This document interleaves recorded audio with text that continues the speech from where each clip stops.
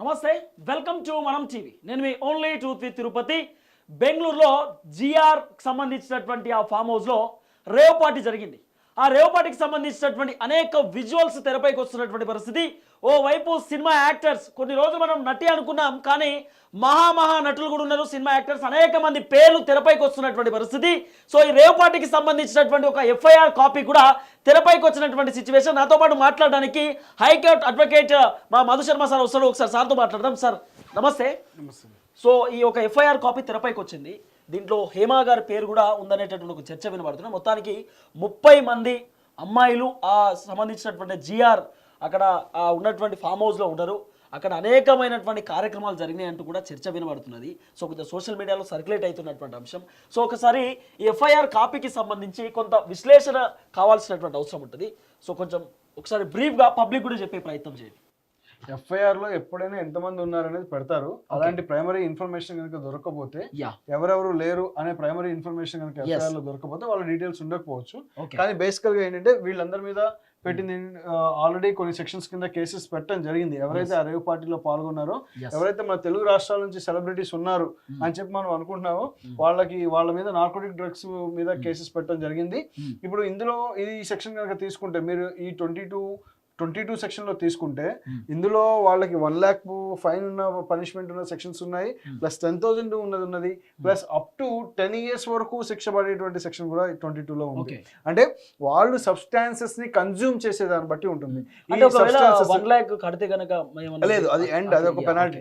ఏంటంటే ఈ substances consume చేయడం వీళ్ళ ఇప్పుడు టెస్ట్ కి పంపించుంటారు. వీళ్ళ హెయిర్ కానీ, లేదా వీళ్ళ అంటే వీళ్ళ ఉమ్ము కానీ, ఉమ్ము ద్వారా కూడా చేయొచ్చు.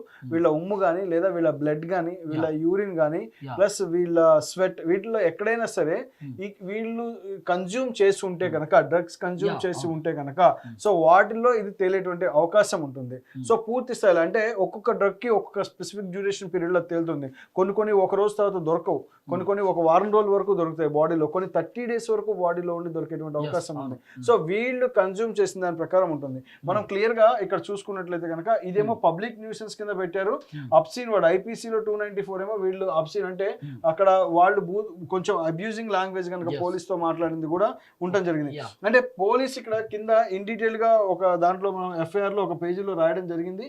ఏమేమి ఉన్నాయి వీళ్ళ పైన అనే దాంట్లో పోలీసు మనకి ఇన్ డీటెయిల్ గా ఏమేమి పెట్టామనేది వాళ్ళు ఇక్కడ మీకు పూర్తి స్థాయిలో ఫస్ట్ దానికి రండి, ముందుకు పోదని చెప్తాను. నెక్స్ట్ దానికి రండి. ఆ నెక్స్ట్ దాంట్లో ఇక్కడ క్లియర్ గా రాశారు చూడండి, brief summary of this case అని చెప్పేసి చెప్పారు. సమరీ ఆఫ్ ద కేసు పోలీసులు ఇందులో క్లియర్ గా చెప్పడం జరిగింది. ఏం చెప్తున్నారు సమరీ ఆఫ్ ది కేసులో ఎప్పుడు చేశారు? వాసు బర్త్డేకి సంబంధించిన దాని మీద రైడ్ చేయడం జరిగింది. ఆ రైడ్ చేసిన ఇన్సిడెంట్ లో ఏమని చెప్పారు? Rave party was organised by night fall లో వాళ్ళు రేవ్ పార్టీ చేయడం జరిగింది. ప్లస్ ఇక్కడ ఏంటంటే పబ్లిక్ పీస్ కూడా వీళ్ళు డిస్టర్బ్ చేసే విధంగా 100 to 150 జరిగింది. Plus 100 to 120 boys and girls అంటే గ్యాదర్ అయ్యారు. రేవ్ పార్టీలు అనేవి అసలు సమాజానికే సిగ్గుచేటైన అంశం. ఫస్ట్ పాయింట్, ఇలాంటి సిగ్గుచేటు పనులు సెలబ్రిటీలు ప్రమోట్ చేయడం అనేది ఇంకా సిగ్గుచేటుతనం. వాళ్ళని ఆదర్శంగా తీసుకోవడం మనం అనేది అదొక సిగ్గుచేటుతనం. అంటే వీళ్ళు ఒక పబ్లిక్ రెస్పాన్సిబిలిటీగా సెలబ్రిటీలు ఉండి పబ్లిక్ ని మోటివేట్ చేస్తూ ఒక మంచి వే చూపించాల్సిన వాళ్ళు వాళ్ళ పార్టీస్ వైపు తీసుకెళ్తారు. ఒక వ్యక్తిని మనము అభిమానిస్తున్నామంటే ఎంతో కొంత మంచి తీసుకోవాలి, వాళ్ళ దగ్గర నుండి ఇప్పుడు చెడు తీసుకోవాలి. మంచి వాళ్ళని అభిమానిస్తున్నారు. మంచి తీసుకోవడానికి కారణం మంచి వాళ్ళు, ఇన్స్పిరేషన్. అంటే ఎంతో హార్డ్ వర్క్ చేసి పైకి ఎదిగారు. సో వీళ్ళు ఒక ఇన్స్పిరేషన్ తీసుకునే వాళ్ళు ఇలా ఒక స్థాయి చూసి, ఒక డబ్బు చూసి, ఒక ఇది చూసాక ఇలాంటి పార్టీలు కట్టుంటాయి. ఇందులో క్లియర్ గా రాశారు చూడండి, public gathered in the were consuming and selling. ఏంటిది? Were consuming and selling the MDMA pills, cocaine, hydro ganja, other drugs. అంటే గంజా ఉంది, కొకైన్ ఉంది, ప్లస్ పిల్స్ కూడా ఉన్నాయి, MDMA పిల్స్ కూడా ఉన్నాయని చెప్పేసి వీళ్ళు క్లియర్ గా చేయడం జరిగింది. అంటే ఎఫ్ఐఆర్ లో బేసిక్ రిపోర్ట్ లో వాళ్ళకి దొరికితేనే అవి రాస్తారు. సో ఇది ఎవరు చేశారు? So against the organisers of the rave party and GR who allowed the said rave party to be held. అంటే ఈ జిఆర్ మాత్రమే పెట్టాడని చెప్పేసి బేసిక్లో ఎఫ్ఐఆర్ బేసిక్ ప్రైమరీ రిపోర్ట్లో వాళ్ళు ఈ కేసుకి సంబంధించినటువంటి డీటెయిల్స్ రాయడం జరిగింది. సో ఇంకా ఎవరెవరైతే ఇన్వాల్వ్ అయ్యారో ఇప్పుడు ఈ 100 to 150 లిస్ట్ అవ్వాల్సి ఉంటుంది. ఇది అప్పుడే అఫీషియల్ గా ఎక్కడ రిలీజ్ అయ్యి ఉండదు. ఈ వాసుస్ బర్త్డే అని చెప్పింది పర్టికులర్ గా, ఆయన బర్త్డేకి సంబంధించి వీళ్ళందరూ వేరు కాబట్టి సో ఈ వాసు పైన వీళ్ళకంటే ఎక్కువ ఏమైనా సెక్షన్స్ అంటే సెపరేట్ కేసు ఆర్గనైజర్ ఎప్పుడైనా ఫస్ట్ ప్రైమరీ రెస్పాన్సిబుల్. ఆర్గనైజర్ ఇలాంటి ఇల్లీగల్ యాక్టివిటీ చేసేటప్పుడు దే ఆర్ ప్రైమరీ రెస్పాన్సిబుల్. తర్వాత వీళ్ళకి సబ్స్టాన్సెస్ ఎక్కడి నుంచి వచ్చాయి, వీళ్ళు ఎలా కొన్నారు, అదొకటి ఫైండ్ అవుట్ చేయాల్సి. ఎందుకంటే బెంగళూరు లాంటి సిటీలు అంటే ఒక మెట్రోపాలిటన్ సిటీస్ లో ఇలాంటి హై లెవెల్లో ఇప్పుడు కొంత పార్టీలో హై లెవెల్లో దొరికినట్టే కదా drugs. So it is impacting on the యువత పైన కూడా దొరకడం ఒక ఎత్తు, సినిమా యాక్టర్ ఉండడం ఒక ఎత్తు. అంటే యువతకి కూడా అందుబాటులో, సామాన్యుడికి కూడా అందుబాటులో ఉండే విధంగా మత్తు పదార్థాలు అలాంటి సిటీల్లో దొరుకుతున్నాయి. సెలబ్రిటీలకే కాదు, ఇప్పుడు ఇలాంటి ఫామ్ హౌస్ దొరికిందంటే అక్కడ నుంచి ఎక్స్పాండ్ అయ్యే సామాన్యుడికి అవుతుంది కదా. ఖచ్చితంగా ఇవాళ మనకి ఏమైపోయింది, తులసాకులు దొరికినంత ఈజీగా గంజాయి ఆకులు దొరుకుతున్నాయి.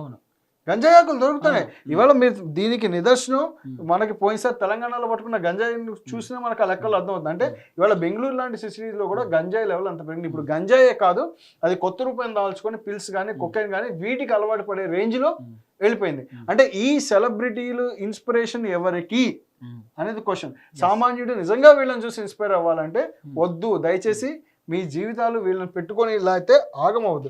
ఖచ్చితంగా ఈ birthday party organiser is liable, అతను పనిష్మెంట్. వాసు అనేటటువంటి వ్యక్తి సికింద్రాబాద్ కి చెందినటువంటి ఒక అంశం అని కూడా. అవును, ఇతనికి గనక ఏమన్నా ఈ అరేంజ్మెంట్స్, ఈ 100 బాయ్స్ అండ్ గర్ల్స్ అరేంజ్మెంట్స్ లో ఇన్వాల్వ్ అయ్యే సెలబ్రిటీస్ ఉంటే గనక వాళ్ళు కూడా ఆర్గనైజర్స్ కిందకి వస్తారు. ఇప్పుడు ఇంకో అంశం కూడా సార్, ఈ వాసు అనే వ్యక్తి హైదరాబాద్ కి సంబంధించి అని చెప్పి వినబడుతున్నది.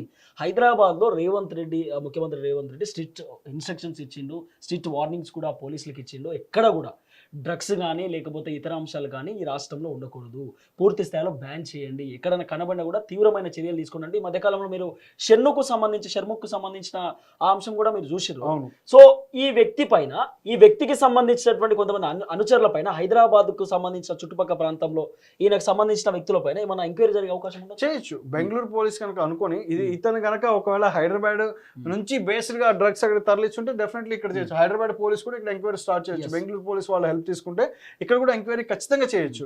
అంటే ఇక్కడ డ్రగ్స్ ఎక్కడి నుంచి వచ్చాయి, ఎలా జరిగాయి, ఎలా అరేంజ్ చేయగలిగారు, ఈ బాయ్స్ అండ్ గర్ల్స్ ఎక్కడి నుంచి వచ్చాయి, పార్టీలో ఏం జరిగింది, అసాంఘిక కార్యకలాపాలు ఏం జరిగాయి అన్నది ఖచ్చితంగా తీసుకుని లైబుల్ చేయవచ్చు. వాసు అనే వ్యక్తి పైన అక్కడ నుండి ఎఫ్ఐఆర్ కాపీ మన హైదరాబాద్ కి ట్రాన్స్ఫర్ చేయొచ్చు సార్ బెంగళూరు పోలీసులు? లేదు, అంటే ఇలాంటి కేసెస్ లో చేయలేము. ఎందుకు ముఖ్యంగా అంటే ఇది అతన్ని అక్కడ క్రైమ్ చేసిన location is so important. So అతను అక్కడ అక్యూజ్డ్. సో అక్యూజ్డ్ అనేది క్రైమ్ ఇక్కడ జరిగింది కదా, అదే ఏదైనా పబ్లిక్ పీస్ డిస్టర్బ్ చేసేలాగా ఏదైనా ఒక స్పీచెస్ ఇచ్చి కనుక ఉంటే, అతను ఏదో ఒక స్పీచ్ ఇచ్చి, అతను ఒక పొలిటీషియన్ స్పీచ్ ఇచ్చి ఉంటే, ఆల్ ఓవర్ ఇండియా మొత్తం కేసెస్ అయ్యి ఉంటే గనక, 4-5 రాష్ట్రాల్లో కేసెస్ అయ్యి ఉంటే గనక, అలాంటి తరుణాలు ఏం చేస్తారంటే ఏదైనా ఒక స్టేట్ లో నాకు ట్రయల్ చేయండి అని అడగచ్చు. బట్ ఇక్కడ అయింది ఒకటే ఎఫ్ఐఆర్, అది ఆ పర్టికులర్ స్టేట్ లోకి వెళ్ళారు, ఆ స్టేట్ లో పర్టికులర్ లొకేషన్ లో క్రైమ్ చేశారు, ఆ లొకేషన్ లో జ్యూరిస్డిక్షన్ కి వచ్చేటువంటి పిఎస్ లో ఎఫ్ఐఆర్ నమోదు చేయడం జరిగింది. ఆ ఎఫ్ఐఆర్ నమోదు చేసిన పిఎస్ ఎంక్వైరీ కండక్ట్ చేసి చార్జ్ షీట్ అక్కడ ఉన్నటువంటి మ్యాజిస్ట్రేట్ ముందు వీళ్ళందరినీ ప్రొడ్యూస్ చేశాక, తర్వాత వీళ్ళు బెయిల్ కావాల్సిన వాళ్ళు బెయిల్ అప్లై చేసుకుంటారు. ఇది చేశాక దాని తర్వాత వీళ్ళు చార్జ్ షీట్ వేయడం జరుగుతుంది. సో కాబట్టి ఎంక్వైరీ అనేది పూర్తిగా జరగాలంటే బెంగళూరులోనే, వీళ్ళు కూడా బెంగళూరు పోలీసుకి సహకరించాల్సిందే. సహకరించడం వల్ల వీళ్ళకి ఏమైనా బెయిల్ కనుక అలా ఇచ్చినా ఆ బెయిల్ కూడా తర్వాత రిజెక్ట్ అయ్యే అవకాశం ఉంటుంది. రైట్. ఇంకో అంశం కూడా ఉంది సార్ ఇక్కడ. మీరు హేమకు సంబంధించిన విషయంలో ఆమె ఆల్రెడీ అదే పార్టీలో ఉంది, ఆ పార్టీలోనే ఆమె పాల్గొంది.